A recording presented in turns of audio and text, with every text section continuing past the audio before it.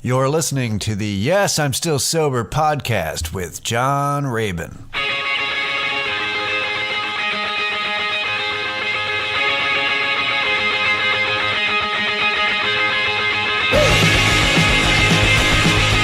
Hello, everybody. Welcome to the Yes, I'm Still Sober podcast with John Rabin, episode 48. Let's see, this sounds weird. All right. I'm talking into the mic different. How do I sound? All right, this sounds fine. My voice is back, kind of. I don't know, it's still slowly doing its thing, coming back from being sick last week.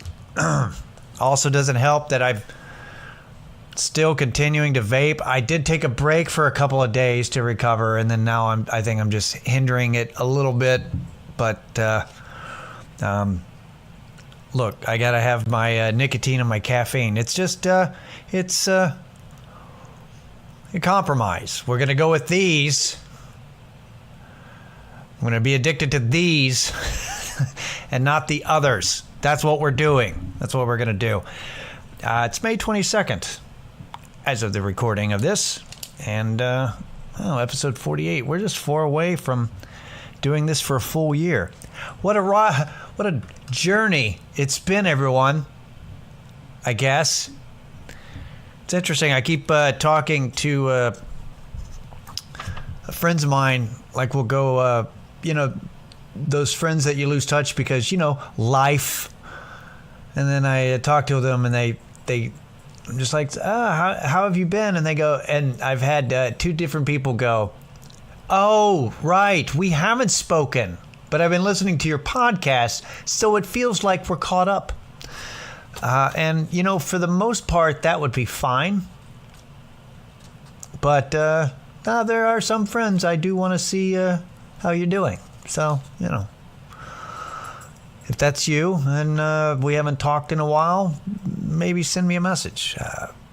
Communication is good, they say. I don't know how some of you have been I know how some of you have been dealing with the disappointment of season 8 of Game of Thrones. I can tell you how I dealt with a little bit of the disappointment that I had. I reinstalled the game Skyrim.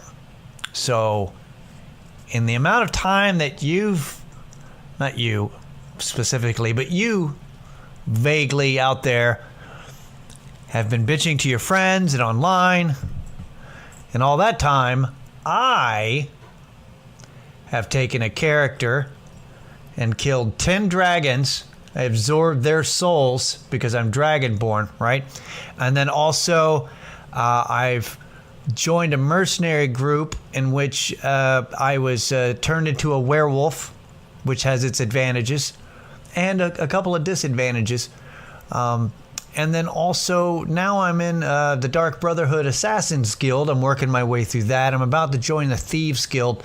And then after that, there's a task force called Dawn Guard where they go out and kill vampires. So I'll probably do that after that. Meanwhile, becoming an expert in axes and bow and arrow. So what I'm saying is people deal with disappointment differently. That's what I'm doing. I highly recommend Skyrim. It doesn't have as much titty as you would think, but it is a video game played by children and me. So, highly recommended. It's big open world fantasy. You get to do all that shit, and you get to just, be a sword for hire and all that. I think it's a great way to deal with any kind of disappointment that you may have over a fictional TV show and how make-believe characters didn't live up to the expectations you had for them as imaginary people. Just a thought. Also, I bring that up because if you're wondering how my week went, that's what I've been up to. That game. No, that's not all. No, that's not all. Hey, oh yeah. I finally bought a bed for an adult that sleeps more than one. you can always tell how I can, if I did like a timeline and just listed what kind of bed I was using over the 45 years of my life, you could almost see how things were going for me based on what kind of bed I owned or didn't own. You know, you could really kind of see, it's like, oh, he's doing great. Look at that queen size bed. Nope, he got divorced. He's back to full. He's got a full size now. No, but it's all right. It's full size. It's going. Wait, what happened? Now he owns nothing. He seems to be owning nothing, living nowhere. And then, oh, nope, he's got a California twin. What the fuck is that? It's a twin bed for really tall motherfuckers. So, yeah, I had a California twin for, shit, man. How long? It's like 6 years. I've had this bed, 5 years. And it's just, I didn't, it's like, well, what if you had a woman on board? Well, I didn't. You know, I would, and the couple of times that I did date, I would just like, let me go to your place. It's like, my place is not like girlfriend friendly. It's not, there's nothing appealing about it for the longest time. But now I've got like a TV, like a large flat screen TV. I've got and so my girlfriend had come over for a couple of nights, you know, because I finally cleaned up the place to where it didn't destroy her allergies with all the dust and cat hair. No offense, kitty. And then, you know, so I cleaned up the place and made it, you know, inhabitable by people out other than me. And so she came over. And it took her coming over like once for me to go, I should get another bed. So I finally did that. And you will not believe, like I was like, what, do I have to go to a fucking mattress warehouse? Do I have to deal with these, you know, we got a mattress sale again. Like they always have, you know, trucks and mattresses always on sale. And you know, quotations, sale. Oh, we've got a special this week. It's the same special every week with your mattresses. So I didn't know what I was going to do there. And then I discovered that Amazon sells mattresses in a box, which immediately makes you kind of go red flag. It's like, wait, in a box? But yes. And they sent it. So I got a pillow top, inner spring, queen size mattress in a box. And it's not a, you know, and you see the box and you're like, there's a mattress in there? Yes. Because it was, you know, it's vacuum sealed in there and all that shit. So I bought one. They delivered it. So I didn't have to haul anything up 3 flights of stairs. So it was at my door. I opened it up and it rules. Oh, also Amazon let me pay for it over 5 months with no interest rate. They just charge your credit card a certain amount for, you know, every month for 5 months. So say what you will about large evil corporations, as long as you're consuming, they can do some shit for you. It's pretty neat. But yeah, I'm you know, I'm gonna recommend it. If you know, I wouldn't go base level. I went with like the 10-inch queen that, you know, pillow top. That's what I went with. And my only complaint about it is that it's so fucking comfortable. Like the first day I had it, the first time I slept on it, I was late for work the next day. Sure, I think I heard the alarm. I think I just didn't care. So I was late for work the first day I had the mattress. The second day I was almost late for work, made it barely in time. And then my past 3 days off, I've just slept way fucking later than I wanted to. I just ignore them. So there is an issue. And the issue with it is that once I get into that bed, I don't want to leave. It's like a cocoon. I don't know. So I guess that's you know, a glowing review. This bed's gonna make me lose my job. I think that's the best review I can give it. So, something just happened earlier. I made tuna salad sandwiches for lunch because I'm a health nut, and it was easy. And I haven't had tuna in a while in this apartment. So when I opened it, of course, immediately the cat comes running in because all her food is in cans. And because she doesn't speak English, she's not getting the point that I kept trying to make, which is, look, this is not for you. I know what it sounds like. I know. But this is not, no, this is for me. It doesn't make any sense, but you have to believe me. This is my food, not your food. I know it looks the same. You're not listening to me. This is my food. Anyway, I think that right there, it reminded me of everybody in America. When it comes to right-wing, left-wing type shit, or just two sides of an issue where nobody's listening to each other because they think they're right.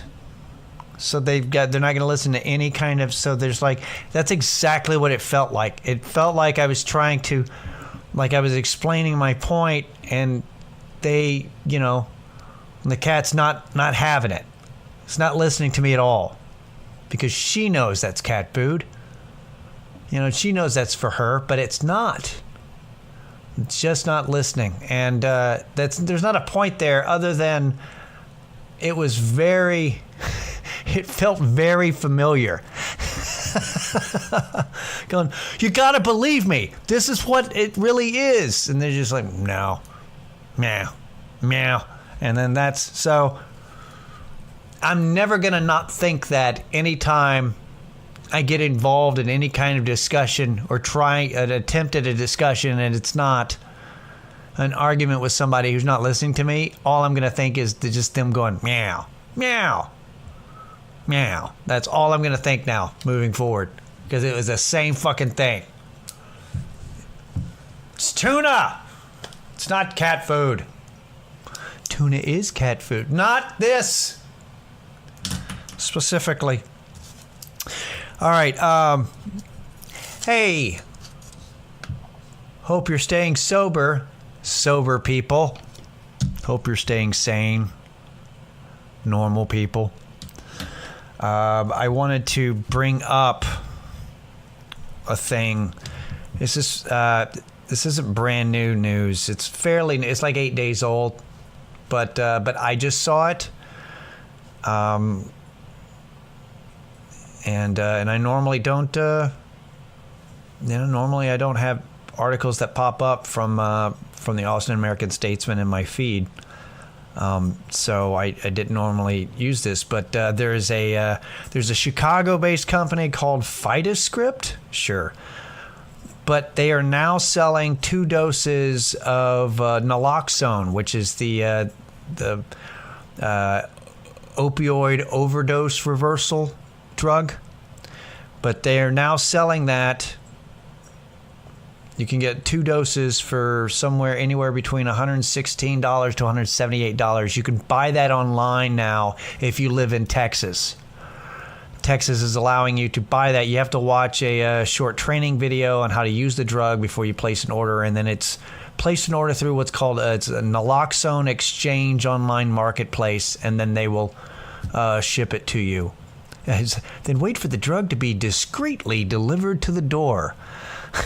That'd be ironic, right? The delivery man goes, psst, hey, yo, you want an opioid overdose reversal drug? I don't know. I don't know what they mean by discreetly. It's comes wrapped in the same stuff that porn used to come in. I don't know. Discreet.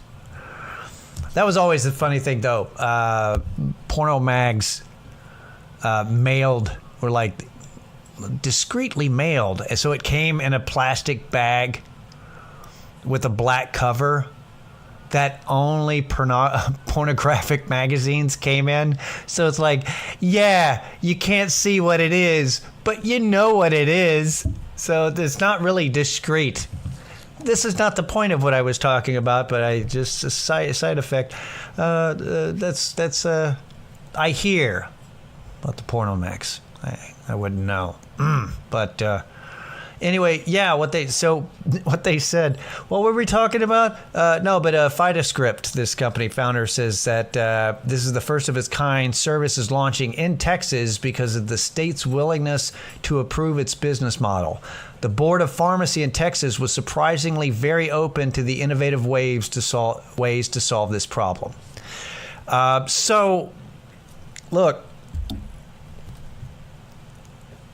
Yeah, sometimes Texas sucks, especially with the our state government and who's in charge. But sometimes it's okay, and that's promising to have that available. Now, granted, because this way you can, for people who are dealing with opioid addiction, you have at least this.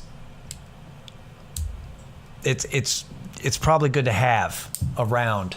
The shitty part is that if you have a drug problem, you're not going to want to spend $120 to $150 to get this. Although it's a good investment, it really is. But it kind of sucks that there's a good chance that if you're not taking care of yourself in other aspects because all the money's going to the drug, you're not going to spend that money this. So maybe the next step will be able to providing access to this service with like funding. Like maybe a private organization can help coordinate with this, can help fund this for people who can't, their addiction is not allowing them to spend that kind of money to save their life should things go sideways, which it does. It will at some point. It just does. But that's interesting to know that that's available. So, FYI. All right, I actually didn't write this down. What I was gonna talk about today, but I wanted to bring it up because I think it's important, and there's no real resolution for it, but I need to bring it up. So I have a friend who has been we were in recovery program together, and so the rumor among acquaintances like that we have together is that this friend of mine has been doing drugs again, and the thing about this is what's weird about this is that. So when you have this kind of rumor thing going around and suspicion, so you have a bunch of people talking to each other, not to the person that it's about. And then the result is you have all of these people who are concerned for my friend contacting them and saying, hey, are you doing all right? So when you have a bunch of people out of nowhere going, how are you? Are you okay? It's just this wave of patronizing, just kind of condescending shit coming at you. Like all of a sudden you're going to have like the fourth or fifth person going, are you okay? And then they go, no, thanks for reaching out because, man, I really needed to break down and talk to you over the phone. it's odd. It's nobody's fault, really. People aren't trying to all do the same kind of thing, they just, I think, it's a helpless feeling where you want to do something, so you're doing probably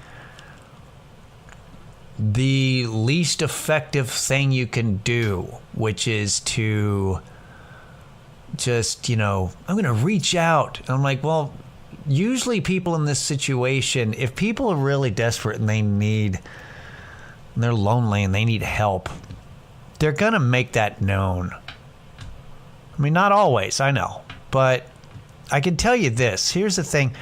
Here's the problem with somebody who was a drug addict and then they aren't. And then maybe they are again.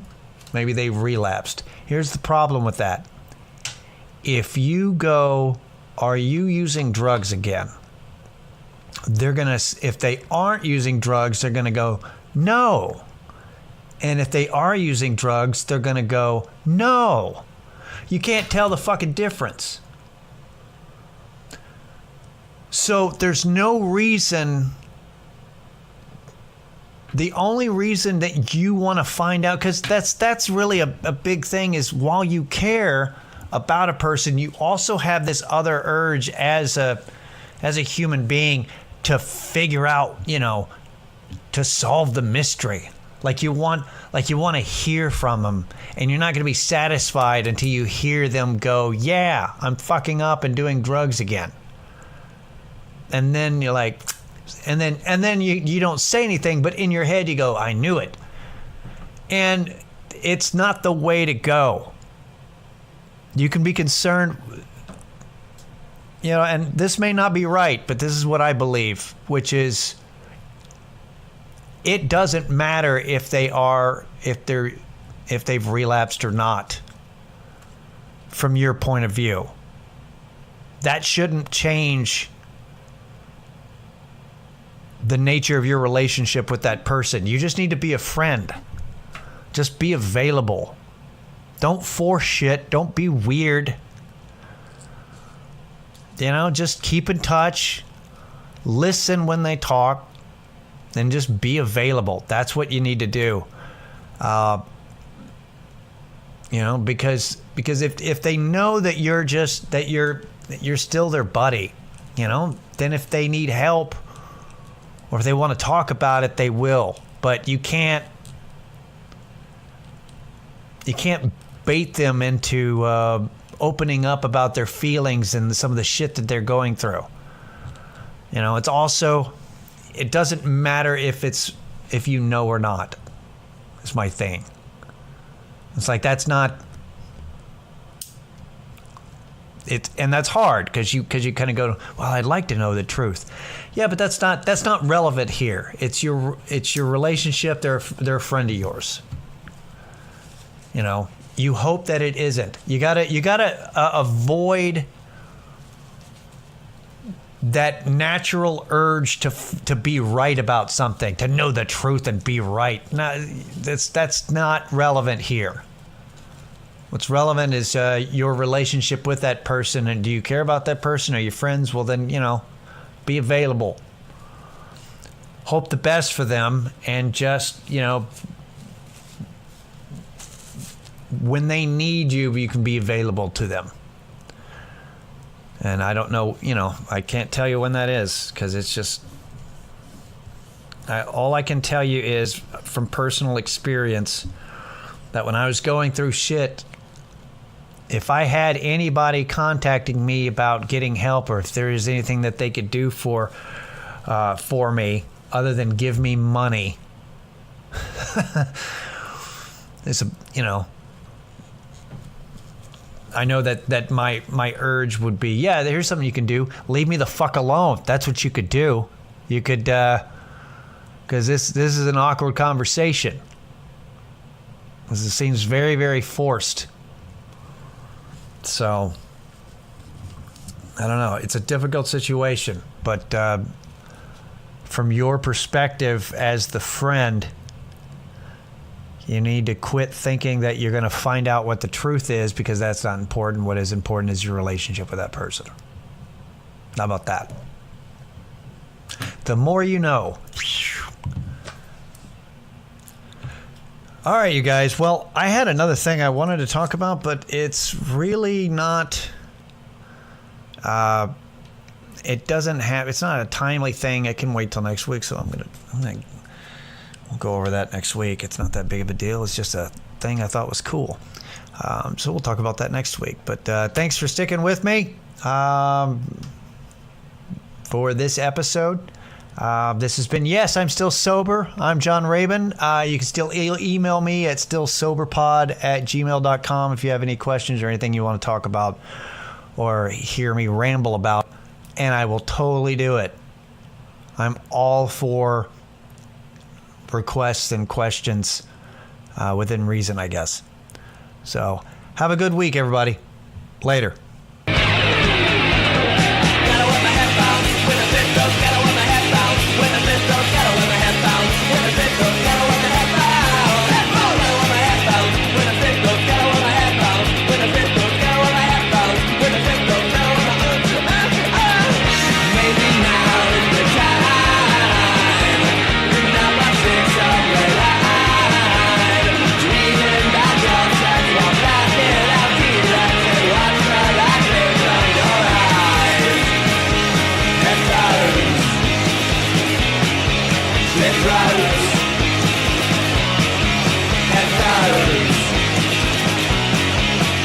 Right.